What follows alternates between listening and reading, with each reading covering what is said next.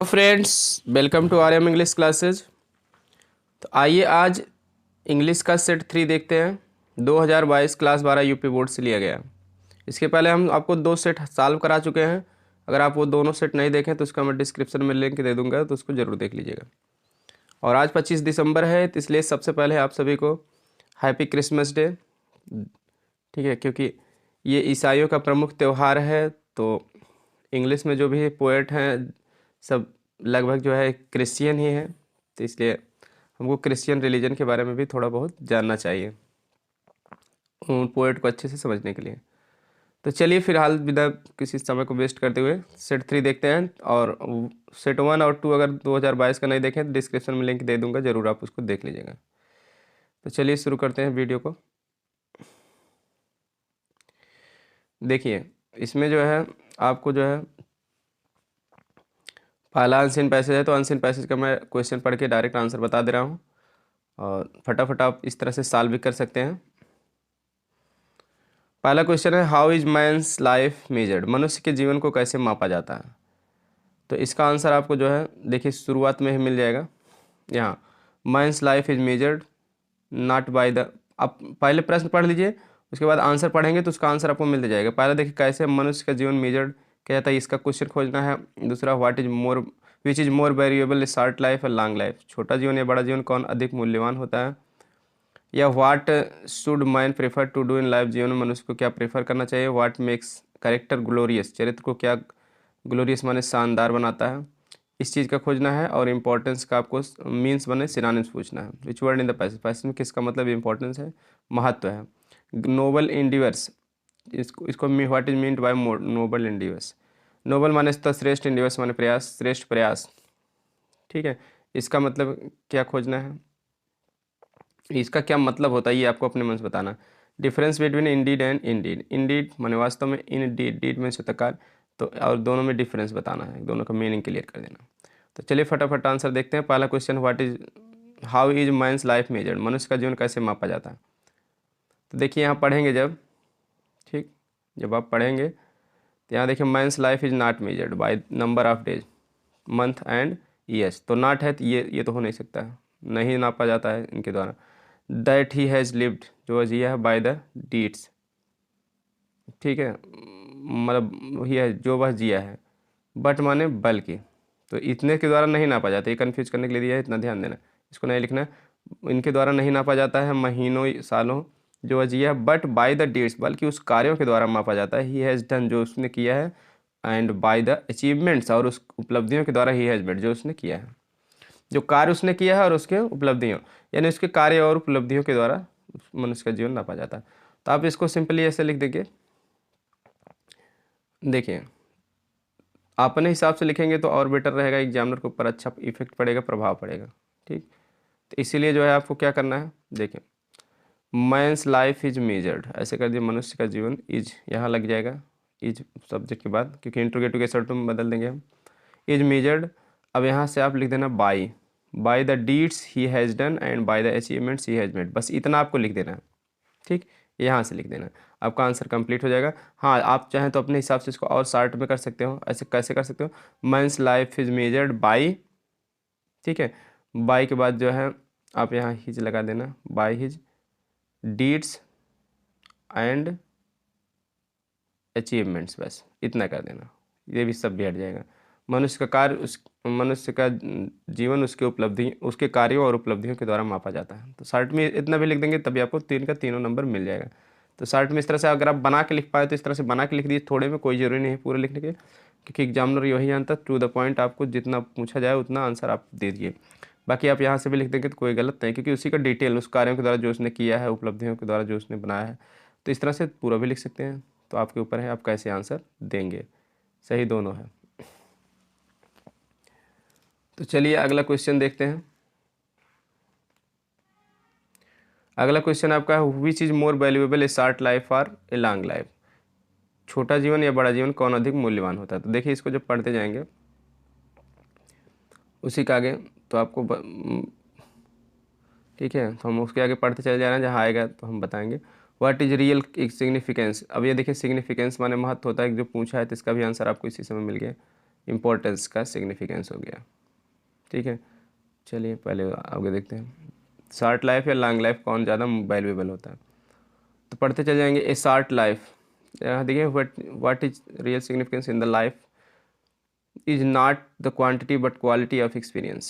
Short life devoted to the noble endeavors is far more valuable than a long life। देखिए मिल गया ना, एक छोटा सा जीवन devoted to the noble event, जो श्रेष्ठ प्रयासों के लिए गए समर्पित छोटा सा जीवन, इज़ फार मोर वैल्यूएबल, ज़्यादा मूल्यवान होता है दैन ए लॉन्ग लाइफ, लंबे जीवन से। तो आपका आंसर यही इतना ही केवल लिखना है। तो दूसरे का आंसर हो गया। ठीक है, पहले का आपको यहाँ से था। ठीक है, और दूसरे का भी हो गया। तो केवल लॉन्ग लाइफ तक लिख देना है, बाकी पूरा वाक्य लिखने की कोई ज़रूरत नहीं है आपको यहाँ परस्यूट्स तक, क्योंकि लॉन्ग लाइफ का डिटेल तो पूछा नहीं, तो आप यहीं तक लिख दीजिए, बस हो गया आपका। बाकी लिख देंगे तो गलत नहीं होगा, लेकिन आपका सटीक आंसर यही है, तो जितना सटीक रहे वही लिखना चाहिए, आपको पूरा पूरा नंबर मिलेगा, 3 के 3। ठीक है, क्योंकि भाई लंबे जीवन या शॉर्ट जीवन में क्या मूल्यवान है, तो आपको इतना बता दें कि लंबा जीवन जो मतलब कि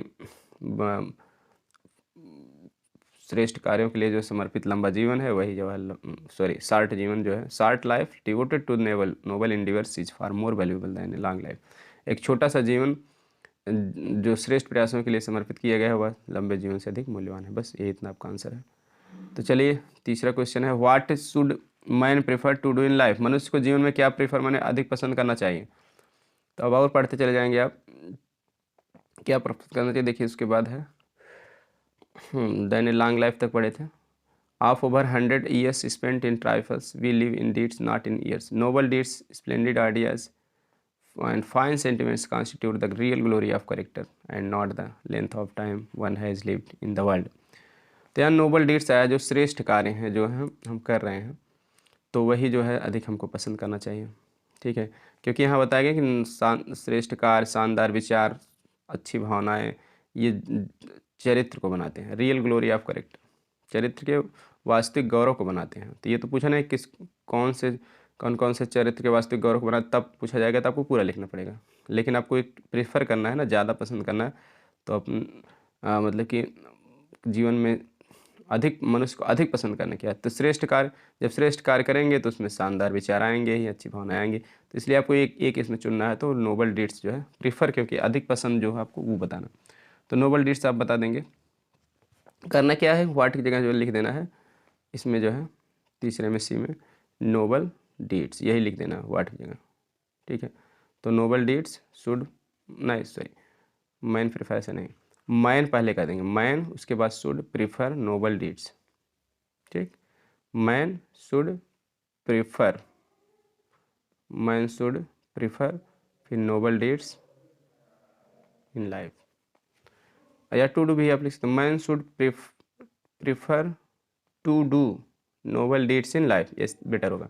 man should prefer to do, मनुष्य को करना अधिक पसंद करना चाहिए, क्या करना, नोबल डीड्स श्रेष्ठ कार्य, मनुष्य को जीवन में श्रेष्ठ कार्य करना अधिक पसंद करना चाहिए। तो इस तरह से हो जाएगा, man should prefer to do noble deeds in life, ये चीज़ होगा। व्हाट मेक्स करेक्टर ग्लोरियस, चरित्र को शानदार क्या बनाता है, तो आपको यहाँ लिख देना है। यहाँ देखिए पढ़ते जाएंगे, noble deeds, splendid ideas and fine sentiments, ये पूरा लिखना है। कॉन्स्टिट्यूट माने बनाना, तो आपको यहाँ मेक बनाना है, तो मेक है तो मेक लगा दीजिए, ये कॉन्स्टिट्यूट ही रहने दीजिए।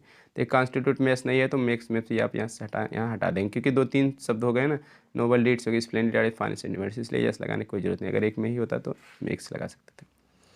तो मेक करेक्टर ग्लोरियस, ये चीज़ आप कर दिए, या फिर constitute the real glory of character भी लिख देंगे, तो बात वही हो गई। ठीक है, लेकिन प्रश्न के हिसाब से हो जाएगा तो मेक करेक्टर ग्लोरियस बेटर होगा। नोबल डीड्स से लेके सेंटिमेंट तक, यहाँ तक लिख, सेंटिमेंट्स तक लिख दीजिए, उसके बाद मेक करेक्टर ग्लोरियस कर। अगला आपका क्वेश्चन जो है इंपॉर्टेंस का पैसेज में क्या मतलब है, तो इंपॉर्टेंस का मतलब यहाँ देखिए सिग्निफिकेंस दिया है, तो आप लिख देना importance means significance. What is meant by the noble endeavours, श्रेष्ठ प्रयास का क्या मतलब है। अब यहाँ देखिए क्या इसका कोई तो कहा नहीं कि which word in the passage, इसको अपने हिसाब से लिखना है। तो नोबल एंडिवर्स का मतलब आप क्या कर दीजिए कि लिख दीजिए ग्रेट इफोर्ट्स, जो महान प्रयास किए जाते हैं उन्हीं को ठीक है नोबल एंडिवर्स कहा गया। एंडिवर्स का सिनोनिम्स होता है इफोर्ट्स, नोबल का मतलब हो जाएगा ग्रेट, क्योंकि इसका एक्सप्लेन करना है।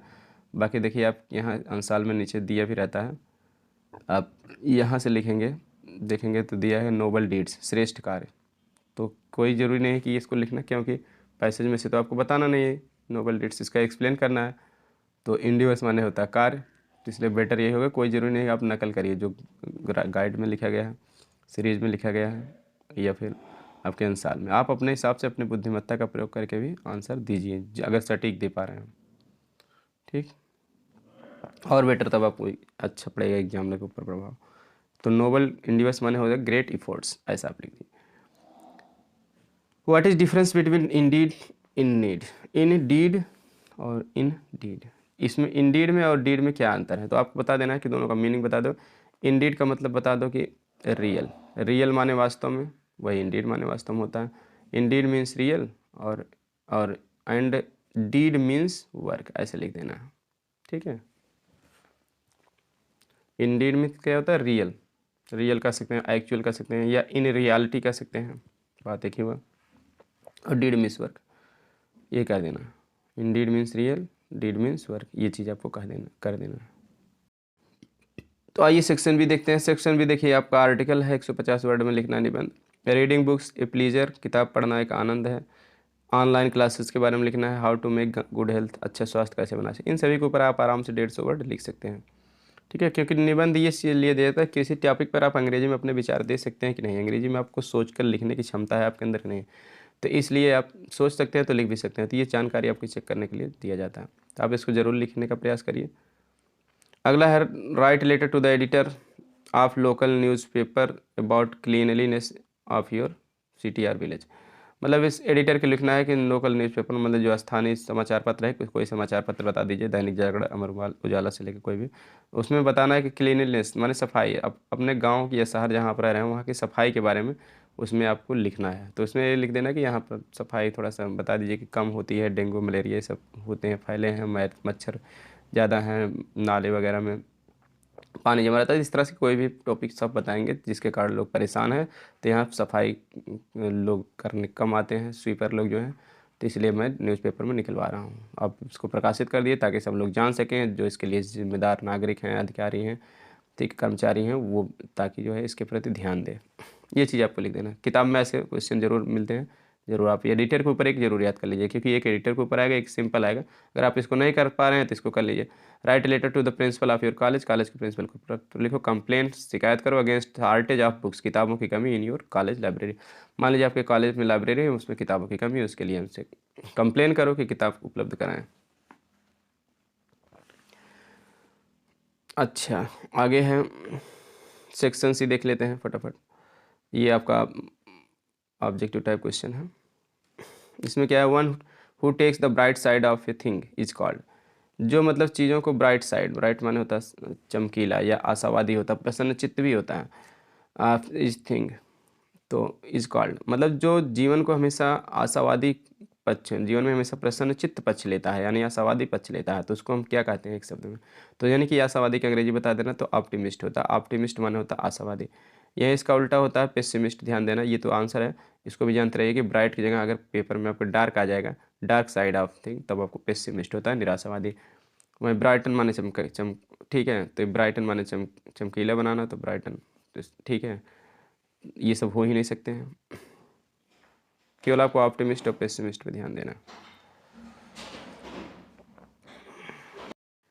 देखिए आपका अगला शब्द जो है वो है run down means. Run down का मतलब आपको बता देना है। रन डाउन मतलब क्या होता है, to be in poor health, खराब स्वास्थ्य होना, उसी को रन डाउन कहते हैं। मतलब स्वास्थ्य अच्छे से रन कर रहा है, फिर डाउन हो गया, नीचे हो गया, मतलब वो खराब हो गया, तो खराब स्वास्थ्य में होना, तो इसको मतलब सी वाला ऑप्शन सही है। अगला है सिनोनिम्स ऑफ फ्रैंक। फ्रैंक का सिनोनिम्स बता देना। फ्रैंक माना होता है स्पष्ट, एकदम कैंडिड, क्लियर, स्पष्ट, ठीक है, जो एकदम स्पष्ट बोले, फ्रैंक रहे अपने बोलने में, तो कहने मतलब कैंडिड है। वहीं फुलिश माने मूर्ख होता है। सेमलेस माने शर्महीन, बेशर्म जिसको कहते हैं। वाइड स्पोकन माने विस्तार से बोलने वाला, यानी कि एकदम आउट स्पोकन जो हो, मुंहफट, खरा बोलने वाला। I prefer a pen then a pencil, इसमें क्या क्या which word in this sentence है एन एरर, इस वाक्य में किस शब्द में गलत है, तो गलती है, एरर माने गलती। तो जानते हो कि प्रीफर के साथ दैन नहीं लगता है, लगता है क्या, टू लगता है, तो इसलिए दैन में क्या है, गलती है। इंटॉर्नेंस ऑफ नॉलेज बताना, नॉलेज का इंटॉर्नेंस बताना। नॉलेज मीन्स होता है ज्ञान, तो इंटॉर्नेंस मतलब अपोजिट होता है, तो इग्नोरेंस माने अज्ञान। ठीक है, इग्नोरेंस माने अज्ञानता या अज्ञानी, तो अज्ञानता हो जाएगा। वहीं से एजुकेशन माने शिक्षा, इंडिफरेंस माने उदासीनता, नोइंग माने जानकारी। अब आप अगला आपका देखिए वन लाइनर जो है उसको भी देख लेते हैं। दो दो दिया है, देखिए एक एक ही करना है, लेकिन मैं दोनों बता दे रहा हूँ ताकि आपको पूरी जानकारी हो जाए। Change any one of the following into indirect speech. He said to me what did you do yesterday. तो उसने मुझसे कहा तुम आप कल क्या कहे थे। सेड टू का सीधी सी बात है, आप आस्ट कर दिए इंट्रोगेटिव वाक्य, उसके बाद व्हाट सही रहेगा। He asked me what, you को मी के अनुसार बदलेंगे आई। पास्ट इंडिफिनिट है, व्हाट डिड यू डू, तो व्हाट आई हैड डन हो जाएगा, what I had done. Yesterday का क्या हो जाएगा, the previous day, the previous day. तो he asked me what I had done the previous day. He said to his friend good morning, तो said to का यहाँ बिस्ड कर दीजिए। गुड मॉर्निंग के लिए बिस्ड भी लगता है।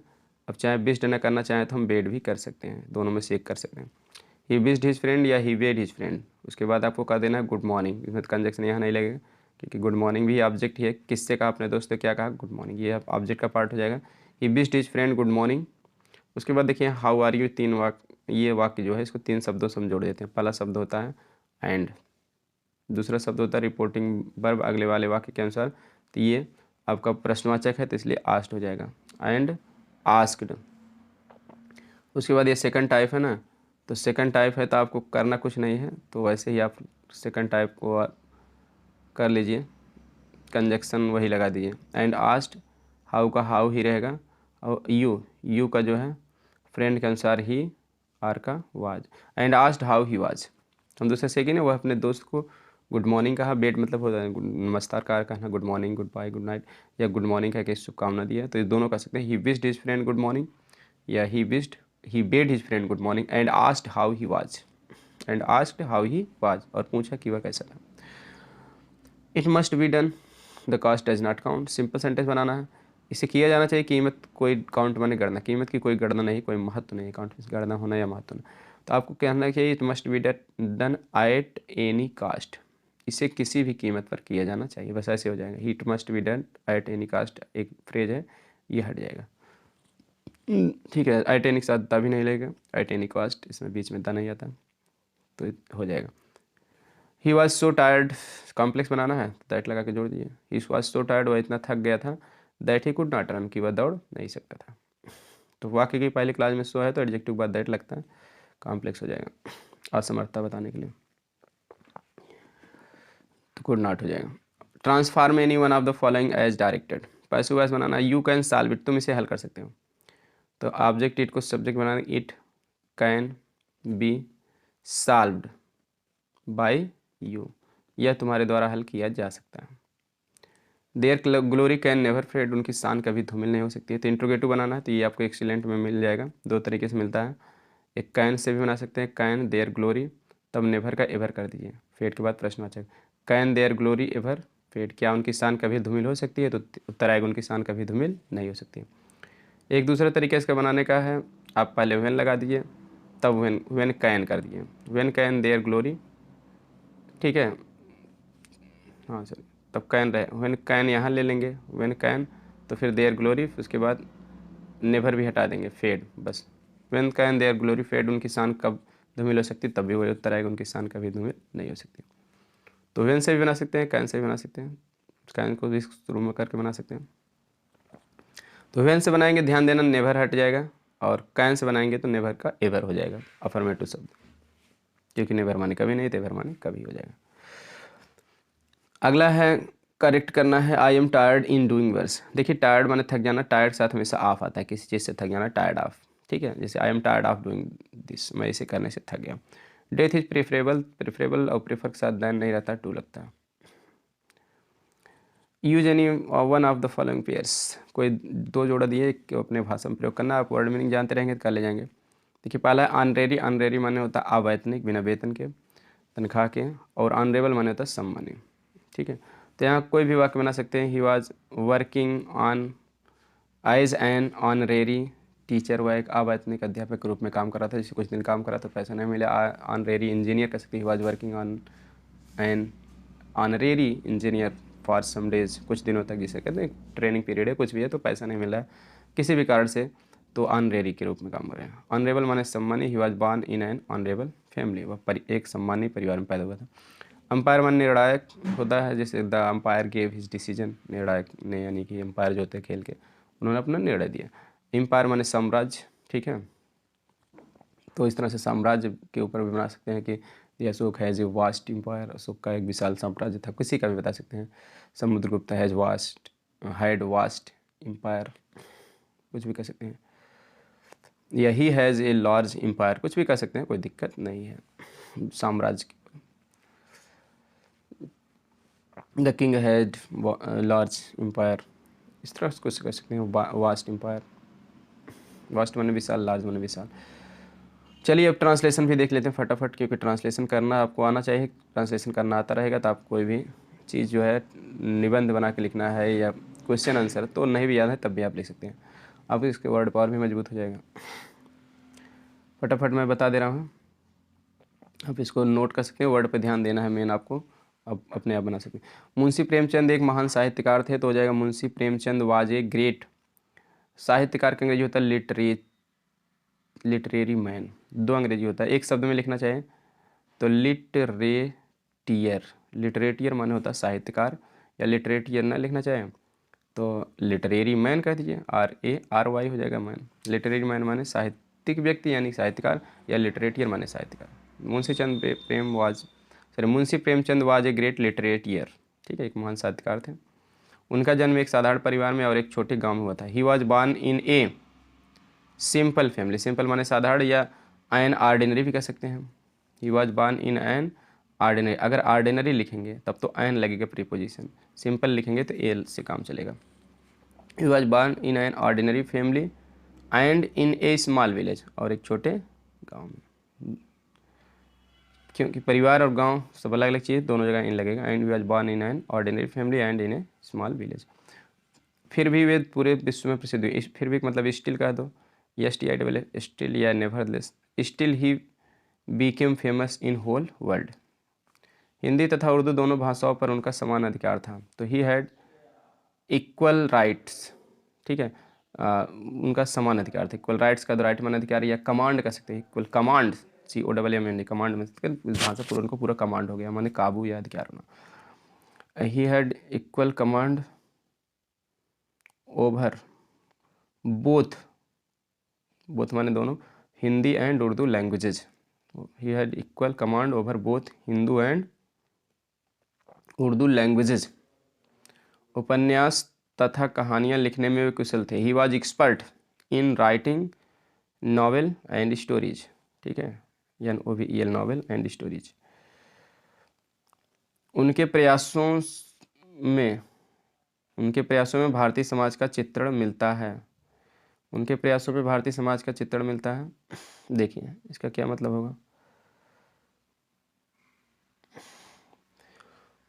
तो आप इसको ऐसे कर दीजिए, उनके उपन्यासों में भारतीय समाज का चित्रण मिलता है, तो आप कह दीजिए कि भारतीय समाज का सजीव चित्रण मिलता है। तो आप ऐसे पहले कह दीजिए लाइव, लाइव माने होता है सजीव, पोर्ट्रेयल माने होता है चित्रण,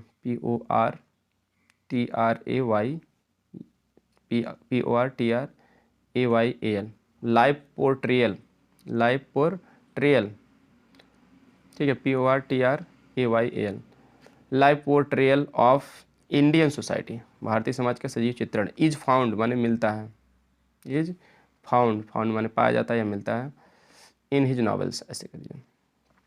live portrayal of Indian society is found in his novels, ऐसे कर देंगे। मिलता है किसी के द्वारा ही मिलता है, जो पढ़ेगा उसके द्वारा मिलेगा। नहीं तो आप इसको एक्टिव बताएंगे कि आप ऐसे कर सकते हैं, we get live portrayal of Indian society in his novels, तब भी चल जाएगा कि हम पाते हैं, अपने हिसाब से भी बता सकते हैं, ठीक है। तो we get live portrayal of Indian society in his novels, ऐसे भी कर सकते हो, या live portrayal of Indian society is found in his novels, दोनों सही है। तो ये पैसिव वॉइस में हो जाएगा, अपने हिसाब से बताओगे तब एक्टिव वॉइस में, नहीं तो सभी के हिसाब से बताओगे तो पैसिव वॉइस हो जाएगा जिस आपके द्वारा। अगला है, उनकी पुस्तकों का संसार की अधिकांश भाषाओं में अनुवाद हुआ है, तो उनकी पुस्तकों का मतलब his books has been translated उनकी पुस्तकों का अनुवाद हुआ है in most of the languages of the world. Most of माने होता अधिकांश, मोस्ट ऑफ द लैंग्वेजेस माने अधिकांश भाषाओं का में, ठीक है, ऑफ द वर्ल्ड, संसार में। उन्हें उपन्यास सम्राट कहा जाता है, he is called novel emperor. Novel सम्राट की सम्राट भी कह सकते हैं, क्योंकि नाम नोवेल सम्राट, नोवेल सम्राट कहा जाता है, या एम्परर कह दीजिए, EMPEROR। अभी आपको एम्परर की स्पेलिंग आपको, ठीक है, नहीं आया नहीं था। EMPEROR सिंपल वर्ड है, आप जानते हैं एम्परर माने सम्राट होता है। वे एक सफल और लोकप्रिय शिक्षक थे। He was a successful and popular teacher. Popular माने होता है लोकप्रिय, पॉपुलर का से, या फिर आप इसके लिए रिनाउंड का भी प्रयोग करते हैं, RENOWNED। रिनाउंड माने होता है बहुत प्रसिद्ध, ख्याति प्रसिद्ध, तो ख्यात प्रसिद्ध का मतलब वही लोकप्रिय, लोगों में उनकी प्रिय होना, तो रिनाउंड माने भी लोकप्रिय या ख्यात प्रसिद्ध। तो he was a successful and popular या रिनाउंड टीचर। कम पढ़े लिखे लोग भी उनकी पुस्तकों को रुचि के साथ पढ़ते हैं। कम पढ़े लिखे लोग भी मतलब बात जो दी, इवन लेस एजुकेटेड, लेस माने कम, एजुकेटेड माने पढ़े लिखे, इवन लेस एजुकेटेड, उसके बाद पीपल लिख दें, पीपल रीड पढ़ते हैं, क्या पढ़ते हैं, his books with interest. Even less educated people read his books with interest. I hope समझ में आ गया होगा पूरा ग्रामर पोर्शन। अब इसके बाद लिटरेचर पोर्शन है, तो लिटरेचर पोर्शन में क्या क्या क्वेश्चन आया तो आप उसको देख लीजिएगा, क्योंकि लिटरेचर की आपको सेपरेट वीडियो मिलेगी अलग से जो है, ठीक है। क्वेश्चन पे नज़र डाल लेते हैं लिटरेचर के फटाफट। तो पहला है, whom did mister Hamel blame for ignorance in studies and why. तो शॉर्ट क्वेश्चन है, दो देखिए करना है, दोनों में ऑप्शन है। मिस्टर हैमेल जो है पढ़ाई में अज्ञानता के लिए किसको दोषी ठहराया और एंड वाई, क्यों। What was the importance of garbage for children in Seemapuri. Seemapuri में जो बच्चे रहते हैं उनके लिए कूड़ा करकट का क्या महत्व था। फिर या फिर इस दोनों में से एक करना आपको। What did the instructor to train Douglas. Douglas को प्रशिक्षित करने के लिए निर्देशक ने यानी शिक्षक ने क्या किया। द इंस्ट्रक्टर माने वही शिक्षक जो उनको सिखाने के लिए आया था तैराकी। या what Christmas present did Edla Willmansson receive from the peddler. Edla Willmansson ने फेरी वाले से क्या उपहार प्राप्त किया, ठीक है, क्या मतलब क्रिसमस प्रेजेंट, ये ईसा मसीह का दिन जो है, ईसाई दिवस को क्रिसमस का कौन सा उपहार प्राप्त किया। चलिए लॉन्ग में देखते हैं। What did Gandhi do Champaran के लिए गांधी जी ने क्या किया, 80 वर्ड में लिखना। या फिर what did Douglas decide to overcome his fear of water. पानी से डर से उबरने के लिए डगलस ने क्या किया। ये देखिए, thing of beauty is Joy for ever, ये लाइनें आई हैं, ये आपके थिंग ऑफ ब्यूटी कविता ही है, जॉन कीट्स लिखे हैं तो उसके द्वारा ली गई है। इसमें देखिए क्वेश्चन है, what does the poet feel about a thing of beauty. What does the poet mean, what he say it will never pass into nothingness. Point out figure of speech. देखिए ये फिगर ऑफ स्पीच भी आपको पहचानने के लिए आ सकता है, अलग से नहीं आएगा। तो इसमें अलंकार की कौन सा है इंपॉर्टेंट है, कंपटीशनल एग्जाम में भी आता है ये, तो इसलिए आप इसको जरूर जान लीजिए। ए थिंग ऑफ ब्यूटी जो है फाइवर में कौन सा अलंकार है, मेटाफर है इसमें, ठीक है, रूपक अलंकार है, ठीक है। सुंदरता वाली चीज़ हमेशा के लिए आनंद होती है, मान लिया गया सीधी सी बात है, ठीक है। कोई चीज़ जब तक हम कह रहे हैं तब तक हम उसको मान ही लेते हैं, मेटाफर अलंकार हो जाता है। तुलना तो किया जाता है लेकिन लाइक स्वैच का प्रयोग नहीं किया जाता। देखिए my mother at 66, keeping quiet, aunt Jennifer tigers, इन तीनों में से एक आपको सेंट्रल आइडिया लिख देना है, ठीक है। तो चलिए आगे देख लेते हैं। हाँ, सप्लीमेंट्री से क्वेश्चन जो है, what was the third level, where was it situated. तीसरा तल क्या था या कहाँ स्थित था। या फिर what did author realise reaching Antarctica. Antarctica पहुंचकर लेखक ने क्या महसूस किया। तो इन दोनों में से एक करना है। या what did doctor सदाव operate the white man, how, कैसे डॉक्टर सदाव ने गोरे आदमी का ऑपरेशन कैसे किया। या फिर what did astrologer predict about the tiger Kings death, ठीक, टाइगर किंग की मौत के बारे में ज्योतिषी ने क्या भविष्यवाणी की। लॉन्ग में है, what is there on Antarctica. Antarctica में क्या है। How is silence interrupted sometimes. शांति कभी कभी कैसे इंटरप्टेड देयर, वहाँ पर बाधित हो जाती है। या फिर हुआ the wizard, how did he use to magic. जादूगर कौन था, वह कैसे जादू करता था। ये सिलेबस में इस बस कट गया तो इसको आप मत पढ़िए, पहले पर आप ध्यान दे सकते हैं। तो आई होप समझ में आ गया होगा। मिलते हैं नेक्स्ट वीडियो में। वीडियो पसंद आए तो लाइक सब्सक्राइब शेयर जरूर करें।